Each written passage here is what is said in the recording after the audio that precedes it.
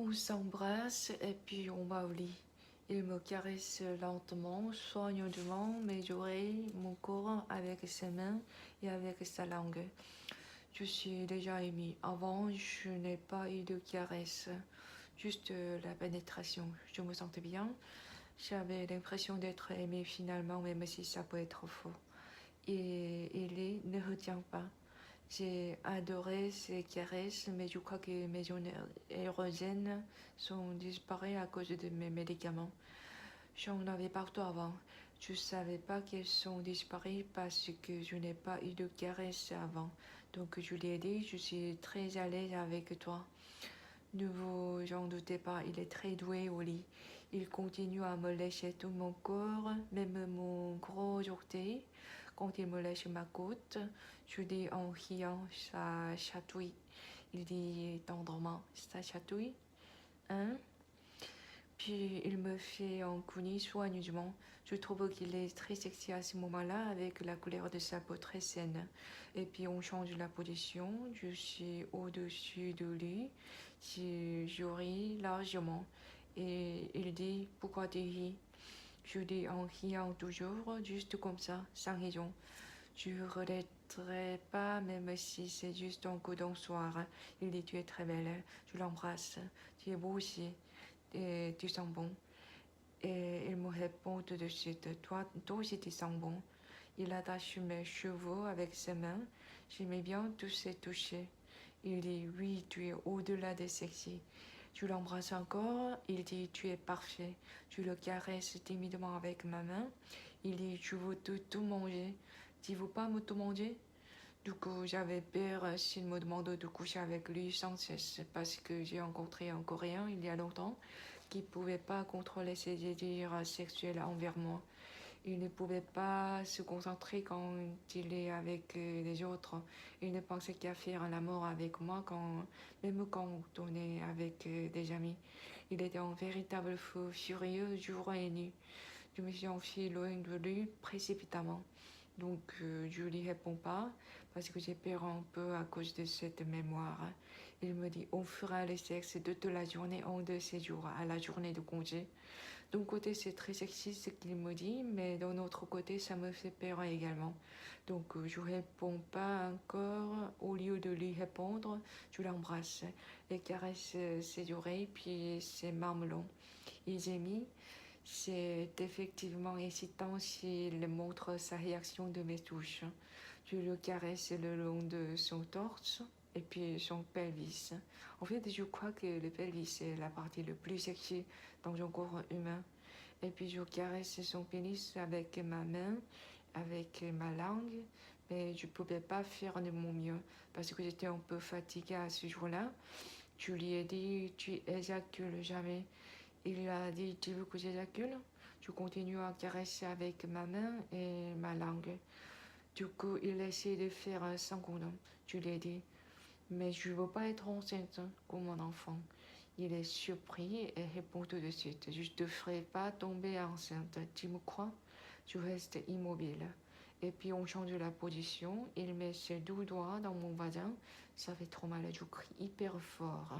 Il est étonné et dit, j'ai peur que tu sois brisé, tu es si fragile. Il me caresse prudemment et il met son capote. Puis finalement, il essaye la pénétration après avoir fait le cuni. Encore, je crie ah. Il dit ok, ok, en me rassurant. Oui, je suis presque vierge encore parce que j'avais pas d'expérience pendant longtemps. Il s'allonge à ma couche et puis il dit on fait comment? On s'endort en s'embrassant ou dos à dos. J'ai jamais rencontré un homme comme ça. Les Coréens me demandaient jamais mon opinion à part leur riche. Cette nuit, j'avais l'impression d'apprécier des bonbons de première qualité toute la nuit. Je ne savais pas quoi répondre parce que je ne suis pas habituée de demander quelque chose à l'homme. C'est à cause de l'éducation familiale et des hommes coréens. Je suis grandi dans une ambiance que je ne pouvais pas exprimer ce que je veux, ni avoir des désirs quelconques. C'est interdit pour moi. Vouloir, entre parenthèses, faire quelque chose, c'est quelque chose de très mauvais. Il y avait même une femme coréenne qui m'a dit: Ah, tu as la maladie de servante à la première rencontre. J'essaie plutôt de satisfaire des autres, donc je dis jamais je veux ça. Mais quand je suis avec des Français, j'exprime ce que je veux un peu plus relativement avec des Coréens. De toute façon, c'était la première personne qui me respecte tant que ça. Je savais pas que faire de lui plusieurs fois. Donc j'ai pas répondu à ce qu'il m'a dit. Il me serre dans ses bras tendrement derrière moi sans me dire. En fait, je bouge beaucoup quand je dors. Chaque fois que je tourne mon corps, il me faisait des bisous à mes lèvres, à mes yeux, à mes yeux. Même quand je bouge pas également. C'était le paradis littéralement, un sentiment chaleureux. J'ai adoré ces plein de bijoux et puis il fait le mouvement va-et-vient derrière moi quelquefois. Et puis il me dit: Tu me contrôles très bien, mais toi, tu n'arrêtes pas de bouger mon corps. Très mignon, adorable. Ce serait pas facile de trouver un homme aussi bien que ça. J'ai rien dormi même si j'ai pris de la mélatonine. Le jour se lève, il fait très beau. Je veux me rattraper à ce qu'on n'a pas réussi à faire la nuit dernière. Je lui demande: Tu es excité le matin ou le soir? Il dit: Tout le temps. Je monte sur lui et je lui ai dit: Je veux réessayer. Et puis j'essaie de mettre son pénis à l'intérieur de moi. C'est trop dur, hein, je gémis. Il dit: Tu veux qu'on change la position? Je réponds: Oui. Il fait le coulis encore, puis il fait le mouvement, le va-et-vient doucement. Ça fait trop mal, mais j'essaie de le supporter. Et puis je commence à apprécier sa très petit à petit, mais il a éjaculé déjà sur ma ventre. Et puis il me fait plein de bijoux sur mes lèvres. Oh là, j'adore cet homme. Il m'envoie au paradis encore. Je peux mourir heureuse sans aucun regret, même maintenant. Il lèche ses spermes avec le Kleenex. Il se lève en premier, c'est dommage qu'il doit partir. Je voulais rester un peu plus avec lui, mais il a un rendez-vous ce matin, donc je me lève pour laver les tasses à café. J'avais peu d'ustensiles de ménage. Je vivais en me disant que je meurs demain. J'étais toujours prête à mourir, même maintenant encore en fait. Je lavais la vaisselle toute nue comme un pervers ou un exhibitionniste. C'est beaucoup plus sexy de porter au moins une chemise longue le matin, mais comme je vous ai dit, j'ai peu de vêtements. J'avais honte finalement. Pendant que je lavais la vaisselle, il me touche légèrement. Je ne pouvais pas sourire à lui parce que j'avais trop honte d'être tenue. Il porte son t-shirt, je porte le mien aussi, et je m'assois sur lui. La chaise est trop petite, c'est inconfortable. Donc je retourne au lit, ne sachant quoi faire vraiment. Il me suit très joli. Et puis il caresse mon bras avec ses doigts, j'aime bien ses touches. En fait, normalement, je déteste qu'on me touche parce que les inconnus me touchent beaucoup. J'ai horreur de ça. Mais cette touche, j'adore. Je lui ai demandé s'il veut prendre un café ou un thé ou manger quelque chose. Il a dit non. Et puis il est allé fumer. Et puis il a dit qu'il va rencontrer une coréenne à Hondé. Et elle a donné son disque dur externe. Il veut retourner chez lui avant son rendez-vous. Et puis il plie ma jupe soigneusement, mignon. Il dit: Tu m'accompagnes? Je sais pas où on est. Je dis: Ah oui, ok. Je porte ma jupe. Puis on sort. Il porte ses lunettes de soleil. Il dit: Je suis désolé, je suis ébloui par le soleil. Il n'avait pas besoin d'expliquer. Il peut faire comme il veut. Il est trop gentil. Je suis presque sûre que je vais jamais rencontrer un homme aussi bien que lui. Il est un homme d'exception. Je tiens sa main pour exprimer mon affection pour lui parce que j'avais l'impression d'être un peu distante ce matin. J'étais juste gauche et maladroite avec lui. On monte dans un bus. Dans le bus, je me mets bras dessus avec lui. Il tient alors ma main fermement. J'aime bien ses grandes mains, on dirait qu'il porte des gants. Je pose ma tête sur son épaule droite. Je n'ai presque pas d'expérience avec un homme comme ça. Des choses très ordinaires pour les autres. Tenir la main, bras dessus, bras dessous, comme ça.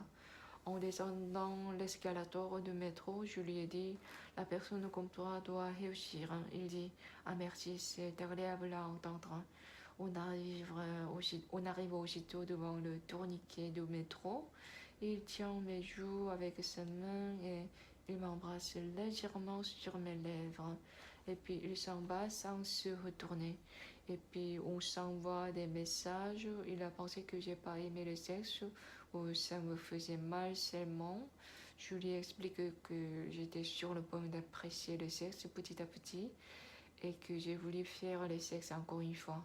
Mais j'étais un peu déçue de lui parce qu'il a pas tapé, il a tapé hyper vite seulement quand on parle de sexe. Donc je lui ai dit que j'ai voulu être vertueuse pour mon futur mari, probablement coréen, mais je m'en fous, et que je suis prête de le manger. C'est seulement parce qu'il le mérite.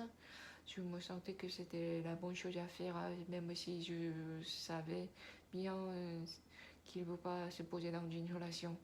Et puis plein de messages sur le sexe et il dit qu'il n'a pas pensé à moi après le sexe. Et il dit qu'il n'avait aucun sentiment avec moi. J'étais confuse, un peu trop. Donc je suis devenue capricieuse. Normalement je suis jamais comme ça. J'ai fait volte-face. Je lui ai dit qu'on est juste amis. Puis je lui ai dit qu'on fait le sexe jusqu'à ce qu'on s'en marre l'un de l'autre. Il a dit heureusement non. Je lui ai dit donc franchement que j'avais l'impression d'être traitée encore comme un objet sexuel, mais à partir de ce moment-là, il ne me répondait pas souvent. Il n'est plus intéressé à moi, donc on peut même pas devenir amis en fait. On peut être juste la connaissance pratiquement. Je croyais qu'on a senti quand même quelque chose, mais il dit donc j'avais l'impression de porter un produit de contrefaçon. Tous ces langages corporels étaient juste faux. Ça m'étonne franchement, mais bon, on est juste différents quoi. Je respecte la diversité toujours. Hein. Donc, je rencontre en français sur Tinder, chercheur de génie civil qui travaille à KAIST, Institut supérieur coréen de sciences et technologie. J'ai évacué le stress en parlant avec lui. Il a presque le même âge que moi. Et on a parlé de plusieurs choses sur la politique, l'économie, la situation actuelle de la Corée et de la France, de la bouffe, même les champs professionnels. Il a été impressionné parce que je comprends presque tout ce qu'il dit, même des mots techniques. Je me sentais beaucoup mieux parce que j'avais finalement l'impression qu'il m'estime en tant qu'une femme intelligente au moins. Mais c'était pour qu'il ait insisté auprès de moi pour que je porte des collants. Il est accro de collants. J'en ai marre du sexe finalement. Donc, à partir du mois d'août 2019, je recommence à travailler comme interprète et traductrice. Depuis 7 ans à peu près, j'ai assuré 3 missions d'interprétation jusqu'à maintenant. Et il y avait eu 3 harcèlements sexuels encore. En fait, je n'avais pas ce genre de problème aussi fréquent au travail parce que je n'ai rencontré que des PDG, des gens ayant réussi en son genre. J'ai rencontré pas mal de personnes distinguées également. Mais après que j'ai fait une pause de 7 ans, j'étais obligée d'accepter toutes sortes de demandes d'interprétation. Et là, je pouvais parler avec des interprètes coréens. Les jeunes, ça va, ils sont encore jeunes, tout sera pardonné même s'ils font des erreurs. Mais il y avait un Coréen qui a presque le même âge que moi. Il m'a touché même si je lui ai exprimé clairement que je ne l'aime pas du tout. Et puis il m'a dit des gros mots énormément quand je l'ai repugé gentiment. Quand je leur ai dit que je suis schizophrène parce que j'ai pas voulu mentir, ce Coréen m'a dit pourquoi tu dis ça? Comme il se sent mal, je suis déçue de sa réaction. C'est lui qui m'a dit salope cinglé directement et qui connaît pas le mot EPC dans la dernière vidéo. réaction des gens. Par contre, il y avait un interprète coréen marié qui m'a dit que c'est pas grave et que ce n'est qu'une différence des autres. Et les jeunes sont les jeunes quoi. Ils sont pas capables encore d'exprimer leur opinion parce qu'il existe une sorte de hiérarchie en Corée. Ils ne peuvent pas contredire des gens plus âgés qu'eux. Et puis au mois d'octobre, je travaille avec deux Français. Je leur ai dit que je suis schizophrène à cause des viols et tracts. Ils étaient trop choqués pour dire un mot. Et puis ils disent merci d'avoir partagé ton histoire. Non, en fait, c'est pas bien de partager une mauvaise nouvelle. Mais je leur ai dit seulement parce que j'ai pas voulu mentir.